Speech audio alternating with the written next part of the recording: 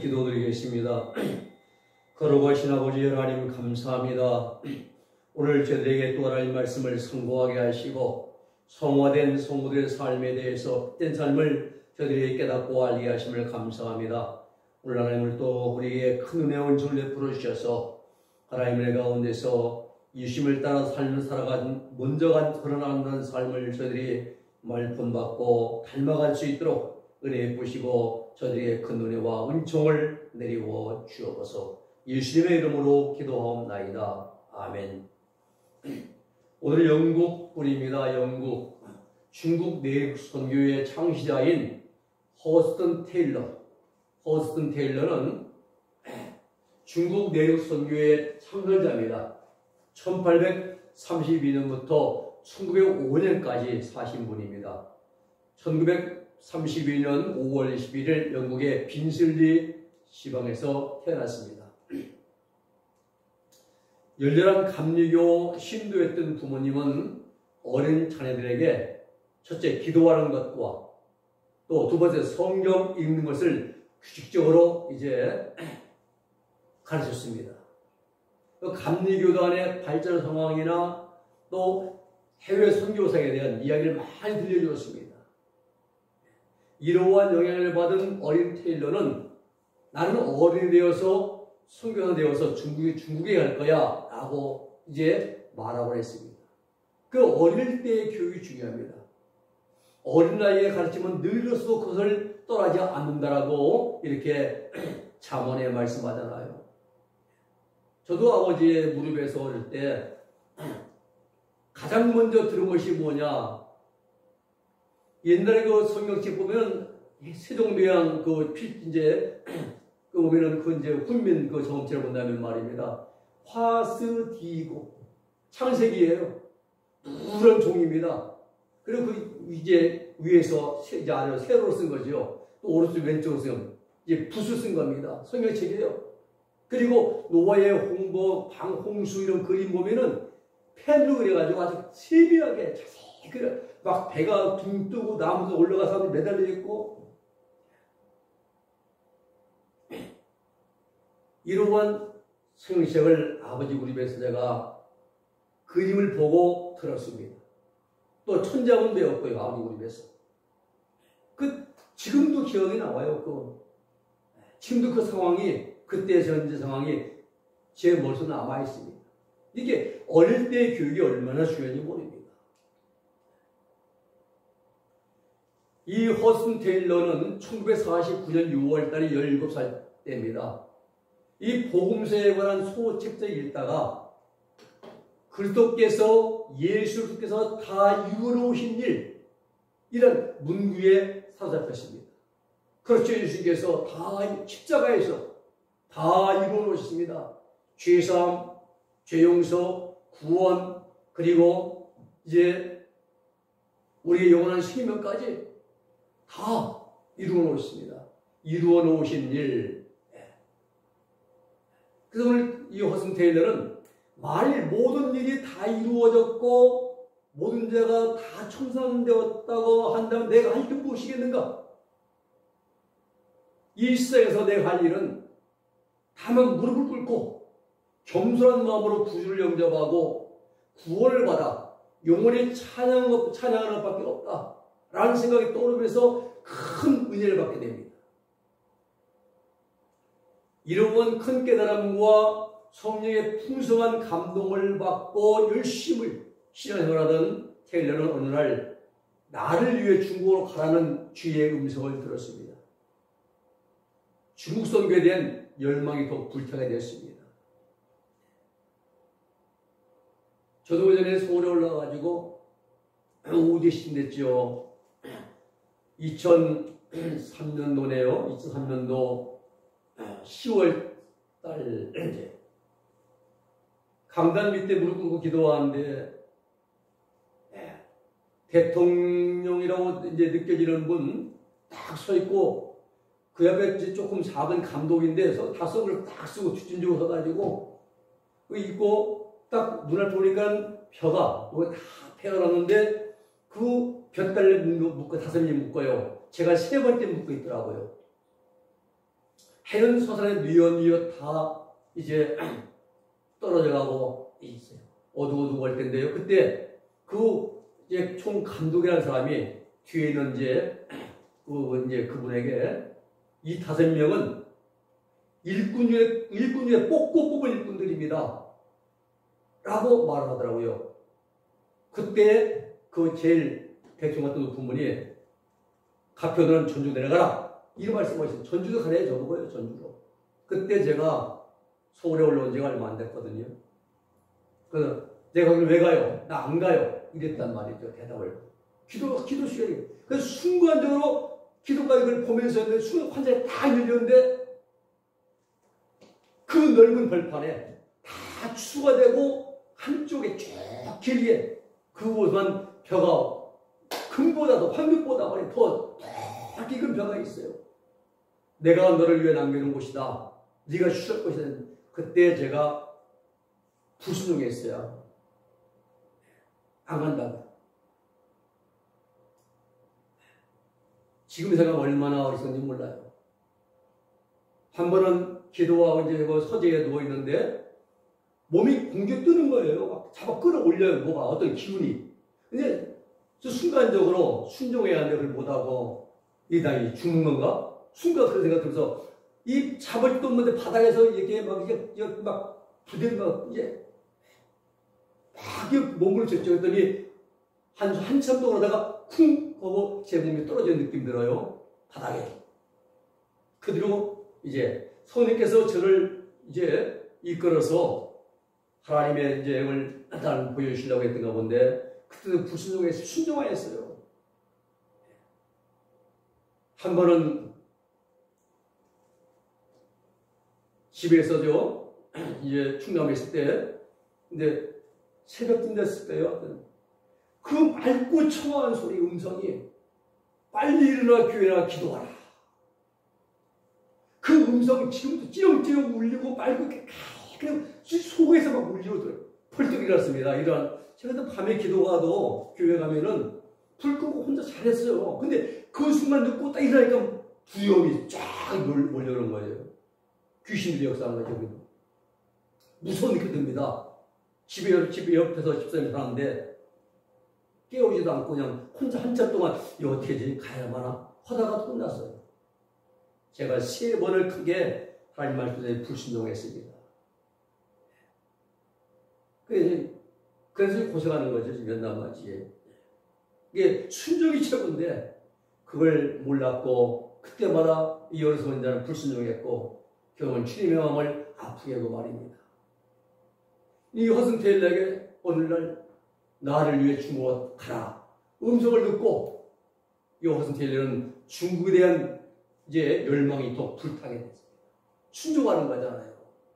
순종이 최고입니다. 순종이 시작하고 낫고 지금 어느 쯤 저도 순종하겠는데 참 안타깝게도 다 지나고 말았습니다. 1850년 5월 중국 선교를 위한 첫 준비로 의학 공부가 시작됩니다.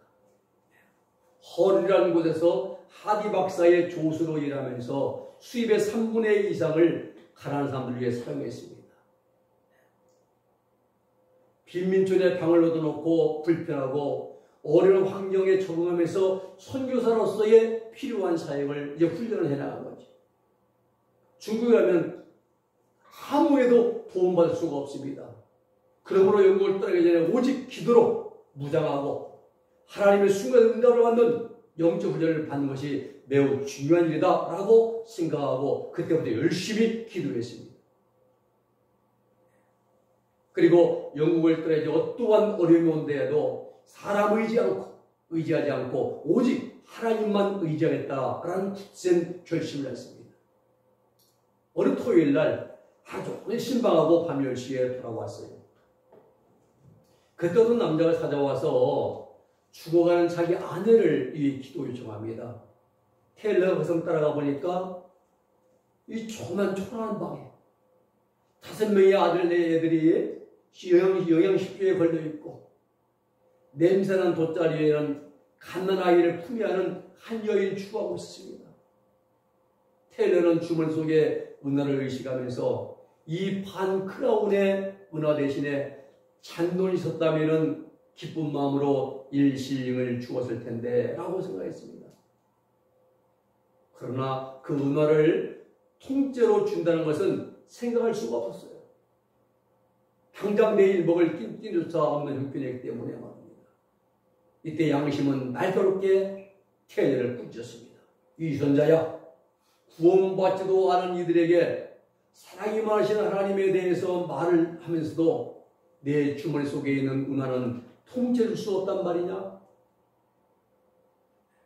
이러한 숨막이는 갈등 가운데 일어서는데 그 남자가 스님 가능하면 도와주십시오라고 예언했습니다. 그 순간 테일러의 마음속에는 내게 구하는 자에게 주라는 음성이 들렸습니다. 결국 그는 모든 걸 하나님께 맡기고 자신이 갖고 있는 은화를 그에게 주면서 신실하신 하나님을 증거했습니다. 증거했죠. 그리고 테일러 마음속에는 기쁨이 막 홍수처럼 밀려오는 겁니다. 그 발걸음은, 돌아오는 발걸음은 많이 즐겁습니다. 다음날 아침에 끼니가 없어서 걱정을 하고 있는데 집주인이 소포 꾸러미를 하나 갖고 오는 거예요. 뜯어보니까 놀랍게 그 속에는 반 스프린짜리 금화 1개가 들어있는 겁니다. 주님 감사합니다. 12시간의 투자에 4배로 갚아주십니다. 이러한 경험을 그는 훗날 선교 현장에서 만나게 된 수많은 경 가운데서 굴복하지 않고 기도로 승리하는 비결을 얻게 된 겁니다. 비결.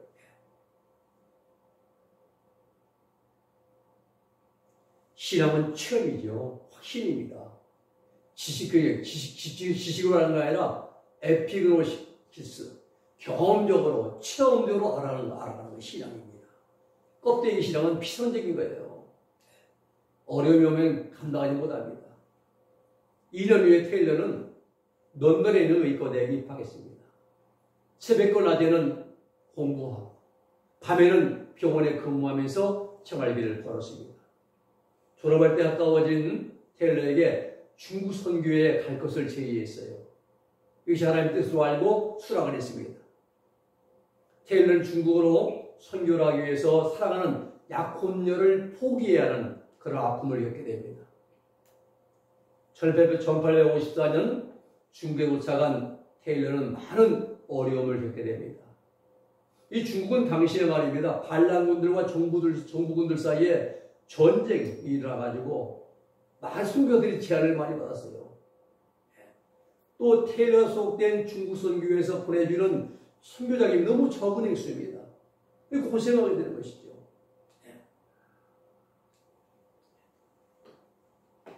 1855년 7월 27일 날 큰 결단을 합니다.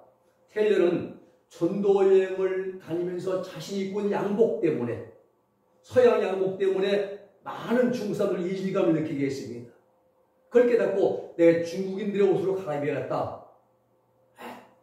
그래서 중국 사람들처럼 머리를 깎아버렸습니다. 그리고 중국 사람들이 입는 옷을 입고 걸어 나갔습니다. 훗날 테일러는 하나님의 은혜로 입게 된 중국 옷이 내륙 지방의 선교의 가장 큰 조력자였습니다. 라고 그렇게 고백을 했습니다. 그 해에 테일러는 중국에서 오랫동안 선교사로 활동하며 많은 경험을 쌓은 윌리엄 번주 목사를 만납니다. 함께 내륙 전도와 활동을 이제 다녔는데 이때 테일러는 장차 중국 내륙 선교회를 창설하는데 필요한 것들을 많이 배우게 됩니다. 테일러는 번주 목사와 함께 지냈던 시절을 다음과 같이 회상했습니다. 나는 번주 같은 영적 아버지를 만나본 적이 없다. 이 행복했던 몇 달 동안은 나에게 말할 수 없는 기쁨이요 특권이었다. 하나님의 말씀에 대한 그의 사랑은 실로 대단한 것이었고 또한 그의 경건하고 거룩한 삶과 하나님과의 끊임없는 교제는 내 영혼의 갈증을 시원하게 해주었다. 1856년 중국의 영적 필요와 요구들 이란 책을 펴냅니다. 그래서 테일러는 이 책을 집필하면서 영구하는데 강제제 중국 내륙 복음화를 위해서 구별되는 하나의 단체가 꼭 필요하다는 것을 확실하게 됩니다. 1858년 1월 16일 날 마리아 다이어 양과 결혼합니다. 결혼 후에 테일러는 피커 박사가 운영하는 병원을 인수해가지고 의료봉사, 신앙생활, 신앙 상담, 그리고 설교, 전도여행 등 많은 그러한 일을 하면서 좋은 성과를 거두게 됩니다. 2년 동안 열심히 사역을 하던 중에 건강이 악화되어 휴양을 위해서 영국으로 가게 됐습니다. 1860년 2년 후에 영국으로 돌아온 테일러는 건강이 어느 정도 회복되기 때문에 과거에 중국으로 가기 위해 중단되었던 의학 공부를 다시 하게 됩니다. 1862년 7월에 테일러는 왕립외과대학을 졸업하고 그해 12월에 왕립외과대학의 산부인과에 합격합니다. 그해 테일러는 림포 성경, 림포 테스트먼트를 개정한 일에 더욱 열심을 내게 되었습니다. 1864년 중국으로 돌아갈 계획을 구체적으로 세웁니다. 먼저 기도로 준비했습니다. 내륙 선교를, 중국 내륙 선교를 위해서 중국 내륙 선교를 위해서 11명, 11개 성과 몽골을 위해서 선교사 24명을 보내주십시오.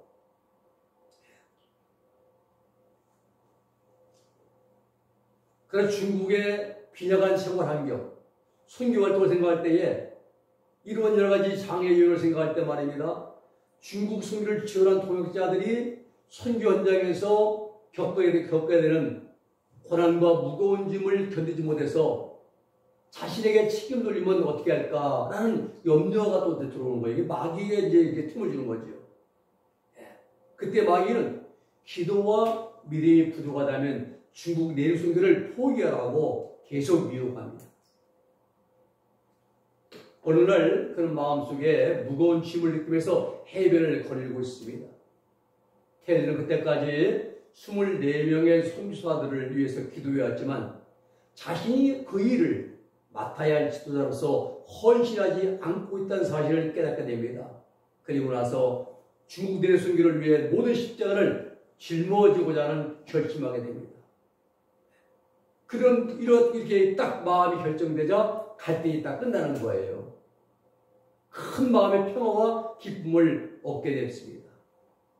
런던 은행으로 가서 중국 내륙 선교회 CIM 이제 이런 이름으로 은행 구제를 만들었습니다.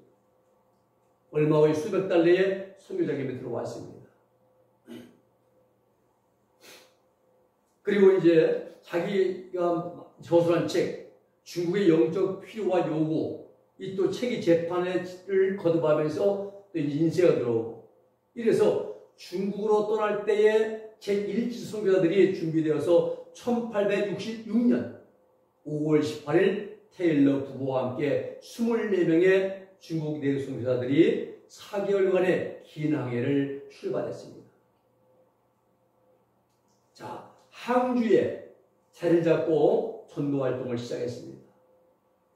이 항주에 도착했는데 너무 추위가 심합니다. 열악한 환경입니다. 열심히 전도했습니다. 그런데 점점 수가 늘어납니다. 화늘도 하루에 200명씩이나 몰려왔습니다. 테일러는 그들에게 자신의 몸은 돌보지 않고 언제나 변함없는 친절하고 깊은 관심과 사랑을 베풀면서 빛과 소금의 역할을 잘 감당했습니다. 이때 테일러는 안타깝게도 8살이 된 맏딸 그레이시를 뇌망염으로 잃는 아픔을 겪게 됩니다. 1868년 항주보다 좀 더 깊은 내륙인 양주를 향해 떠납니다. 항주에 있는 선교사들을 일부를 데리고 내륙으로 깊이 들어가야 할 필요를 느끼고 복음이 한 번도 전파되지 않은 양주를 향해 떠납니다. 그런데 그곳에서 점점 깊이 들어가는데 가면 갈수록 더 많은 핍박과 어려움이 있는 거예요. 양주에 자리를 잡았을 때에 그곳에 학자들과 군인들이 회의를 열고 유언비를 퍼뜨려가지고 선교사의 이름을 추방하기로 결의해야 합니다. 이때부터 출처 불명의 포터 나붙는 겁니다. 이 항주에 여기가요. 이 양주. 이게 좀 더 깊이 들어간 것이죠. 이게 중국이잖아요. 포터 내용 보면은 선교사들이 병원에서 죽어가는 사람들의 눈알을 도려내고 어린 나이를 잡아먹으며 아이벤 여자들의 배를 갈라 그것으로 약을 만든다. 이런 소문을 이제 퍼뜨린 거죠. 무시무시하잖아요. 유언비어 포터를 보고 분노한 중국인들의 반응이 나와요. 군인들이 선교사들이 살고 있던 집 주변에 모여들어 돌을 던지고 폭동이 일어날 살벌할 분위기가 느껴지는 가운데 일주일 지나갑니다. 그때 누군가 또다시 24명의 아이들이 실종되었다라는 유언비를 퍼뜨립니다. 그래서 폭도들수는 8,000명에서 10,000명을 불어납니다. 그들 손에는 칼, 권봉, 창 이런 걸 들고 무장한 사람들이 있습니다. 서양 귀신들이 24명의 아이들을 잡아먹었다고 소리입니다. 테일러는 양주시장에게 사태를 수습해달라고 요청했는데 아무 해답이 없는 거예요. 직접 찾아가기로 했습니다. 폭도들의 눈을 피해서 가다가 돌멩이를 맞았으면 간신히 시장 집에 도착했고 뒤따라오는 폭도들로부터 목숨을 건설했습니다. 이러한 사태를 심각하게 느낀 시장이 군인들 데려가서 몇몇 주동자들을 잡아다가 구속함으로써 일단락이 되었지만 이로 인한 피해는 매우 컸습니다. 간신히 목숨을 건진 테일러와 일행은 폭동이 잠잠해지기를 기다리며 잠시 다른 지역에서 선교 활동을 하게 됐습니다. 얼마 후에 다시 양주로 돌아온 선교사들이 그 폭풍을 치르고도 평상시와 같이 아주 평화롭게 생활하는 모습을 본 중국인들은 자신들의 행동을 크게 반성했습니다. 한편 영국의 매스컴은 양주 폭동 사건을 오해하고 중국에서 일하고 있는 선교사를 비난하기 시작합니다. 매스컴은 선교사들이 대포와 총검을 앞세워 기독교를 믿으라고 강요했기 때문에 이에 대해 그 지역의 중국인들이 들고 일어난 것이다. 이렇게 이제 촬영 보도를 한 거죠. 이렇게 이런 과정을 이제 지나면서 중국 내루선 교회에 이런 애매하게 비난받게 되었고 결과는 선교 후원의 손길마저 줄어들는 심각한 가운데 놓이게 됐습니다. 재정적인 위기에 직면한 거죠. 안으로 내루선교 초창기부터 말씀을 듣던 몇몇 선교사들이 사표를 제출하면서 어려움을 겪게 되고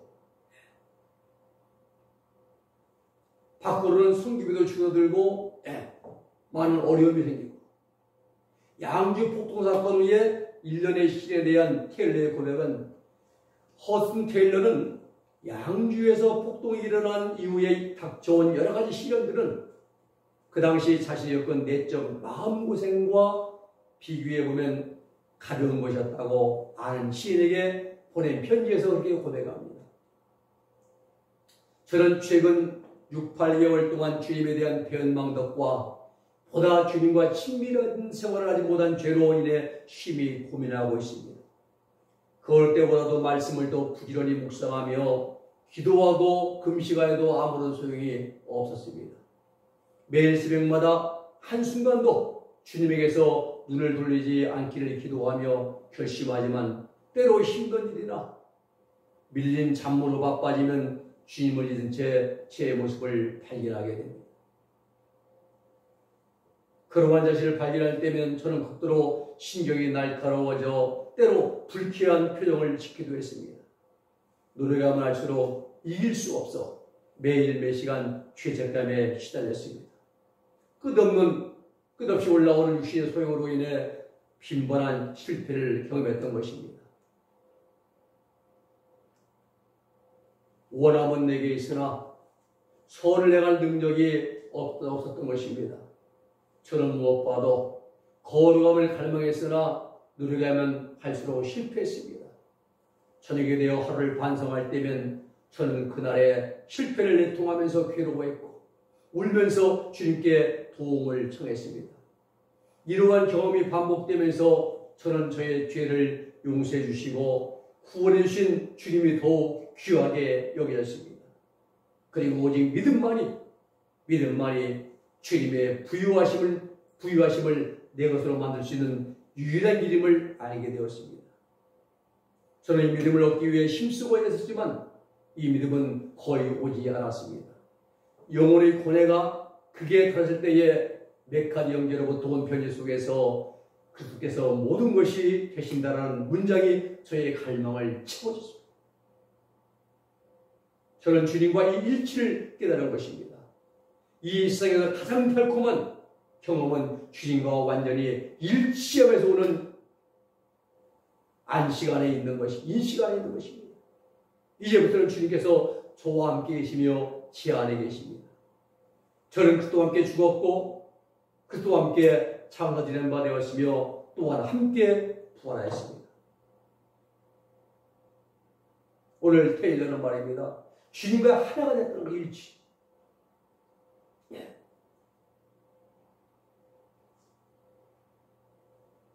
예수님과 하나 되는 건 가장 중요한 거지요. 신앙의 가장 큰 우리의 이제 목적이죠. 1870년 허슨 테일러는 큰 슬픔을 맛봅니다.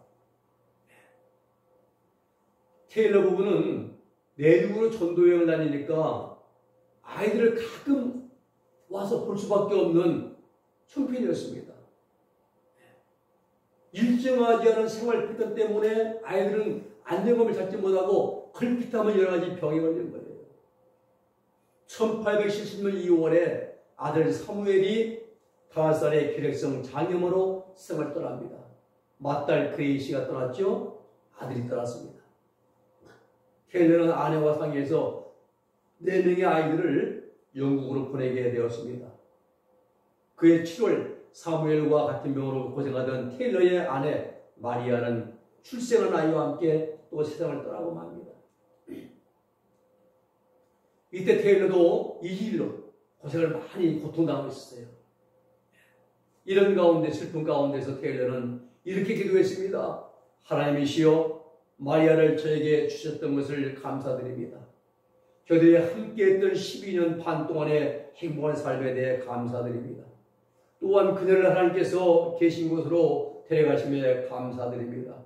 저는 다시금 하나님의 사업을 새롭게 헌신할 것을 다짐합니다. 하면서 테일러는 기도했습니다. 1871년 영국 선교회의 현안 문제들을 해결하기 위해서 잠시 귀국합니다. 선교인자 영국 선교회의 당면한 문제들을 처리하면서 앞으로 모든 문제들을 좀 더 효율적으로 처리하기 위해서 런던 이사회를 만들게 되었습니다. 중국 대선교에서 이제 발행하는 오케저널 체이퍼즈, 중국의 영혼들이라는 이름으로 이제 책을 갖고 필터라고. 그리고 이 책은 지금도 출판되고 있습니다. 또한 이때 하나님께서는 훌륭한 여성 지도자였던 제니 폴딩을 두 번째 아내로 주셨습니다. 그래서 33년 동안 헌신적인 동역을 할 수 있게 했습니다.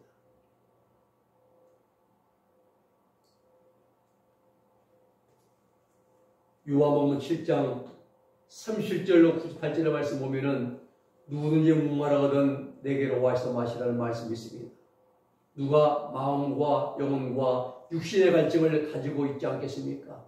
예수님은 과연 나의 피로를 채워줄 수 있겠습니까? 그렇습니다. 나에게는 어떤 어려움과 슬픔이 있을지라도 영혼의 갈증이 아무리 클지라도 주님께서 이 모든 것을 피로를 채워주십니다. 나를 믿는 자는 그 배에서 생수의 흘러나리라는 말씀이 사실일까요? 그렇습니다. 양자강보다 더욱 힘이 있고 더욱 깊으며 더욱 넘치는 강물이 흘러나옵니다. 가뭄이 오면 밭이는 물은 바닥을 드러내고 운하까지도 메말라 버리지만 양자강은 결코 마르지 않습니다. 이처럼 제 속에도 깊은 강물은 항상 흐르고 있으며 아무 일을 저지할 수가 없습니다. 생명에서 폭주를 경험하는 거예요.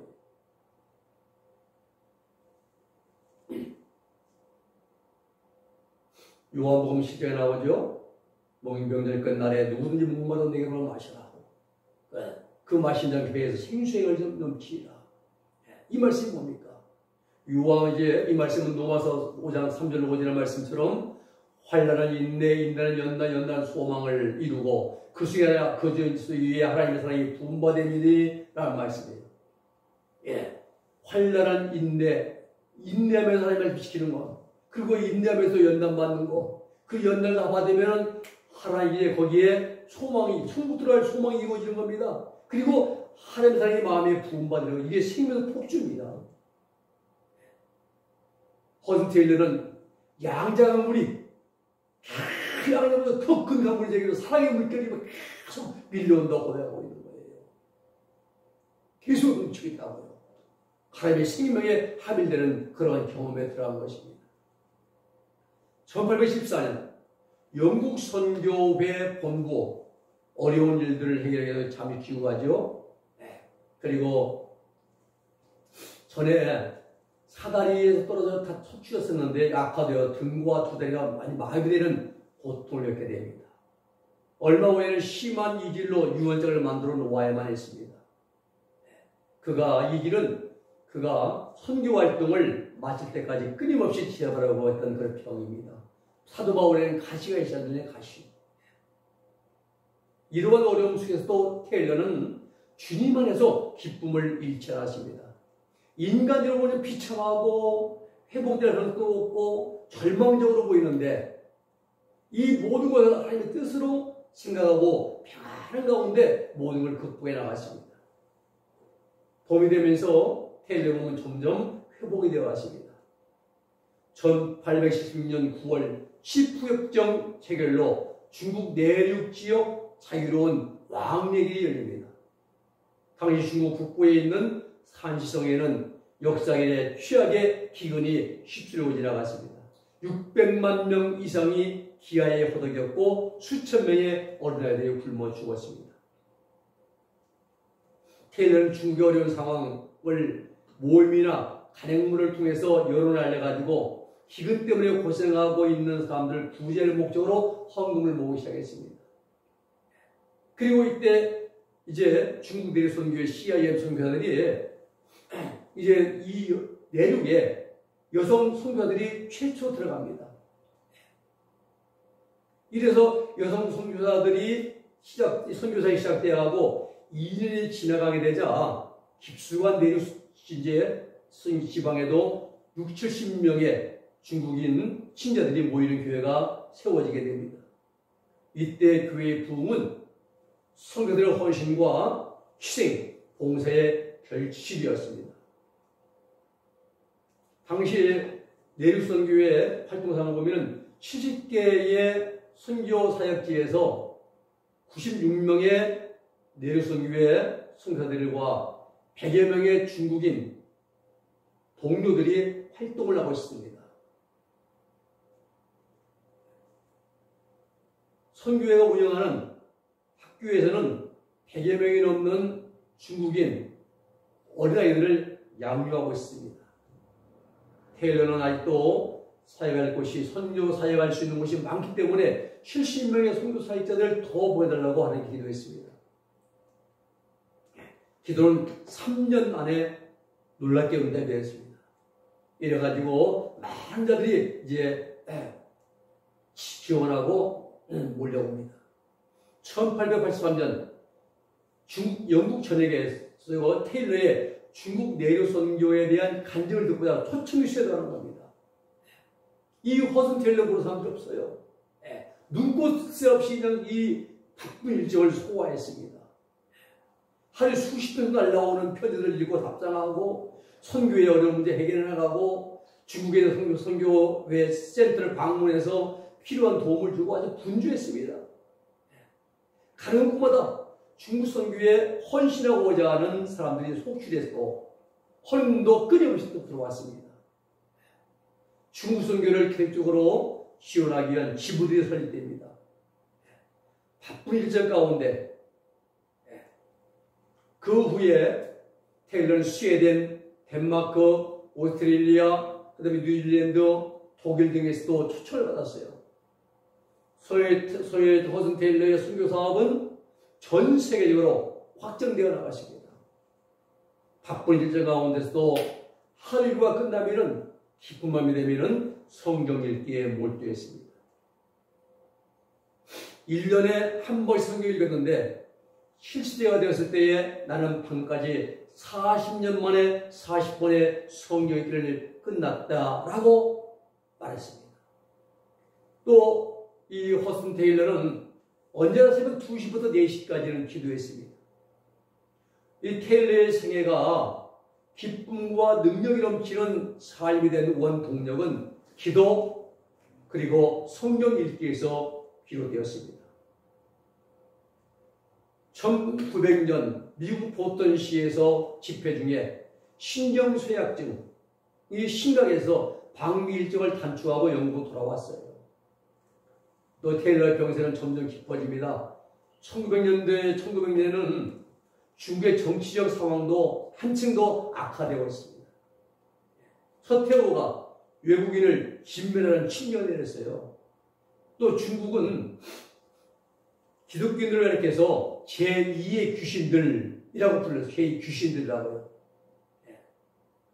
중국 및 중국의 문화에 대항하는 반역자로 여겼습니다. 이때 가톨릭교회도 극심한 고난을 당했죠. 북경에서 15,000명에서 2,000명 정도의 순교들이 생겼습니다. 그 가운데 주교들과 신부들도 많이 포함되어 있어요. 중국 전역에서 130명의 개신교 선교사들과 50명 이상의 선교사들 자녀들이 목숨을 잃었습니다. 중국 내륙 선교회는 58명의 선교사와 21명의 선교사 자녀들이 목숨을 잃었습니다. 그 당시 개신교 안에서 순교한 성도들의 총 숫자는 거의 2,000명을 해냈습니다. 병상에서 이러한 비극적인 소식을 알게 된 테일러는 편지로 상해에 남아있는 성도들을 위로하며 함께 아픔을 나누었습니다. 병상 생활하는 동안 테일러는 독서와 서신 연락, 성경 읽기, 그리고 기도 생활에 전념했습니다. 1902년 11월 테일러는 딕슨 호스트에게 총재직을 완전히 넘겨주었습니다. 1905년이 되었어요. 73세가 된 테일러는 다소 건강이 좋아진 듯 해서 11번째 중국 여행을 시도했습니다. 1905년 4월 17일 아들과 며느리를 동반한 테일러는 상해에 도착했습니다. 당시 중국 내륙 선교회 선교사들은 800명을 넘고 있었어요. 테일러가 선교지를 방문할 때마다 곳곳에서 중국인들은 그에게 중국의 은인이란 이런 감사의 표시를 했습니다. 이런 환대 속에서 젊음을 중국 내륙 선교를 위해 온전히 헌신한 허슨 테일러는 1905년 6월 3일에 호남성에서 평안한 가운데 하나님의 부심을 받았습니다. 이렇게 일생을 복음을 위해서 헌신한 이러한 아름다운 삶, 그리고 하나님의 신비와 합의되는 놀라운 경험을 허슨 테일러 같은 이런 신앙, 믿음, 우리의 좋은 신앙의 귀감이 될 줄로 믿습니다. 다음 시간은 노사성녀를 말씀드리겠습니다. 기도하겠습니다. 거룩하신 아버지 하나님 감사합니다. 중국 내륙선교회의 창시자인 허슨 테일러에 대해 말씀을 저희들이 상고했습니다. 아버지 하나님이여, 허슨 테일러처럼 우리도 부족하지만은 있는 곳에서 최선을 다해서 주님을 섬기고 복음을 위하여 일하는 하나님의 일 사람들이 되어지게 하여 주옵소서. 예수님의 이름으로 기도 올리옵나이다. 아멘.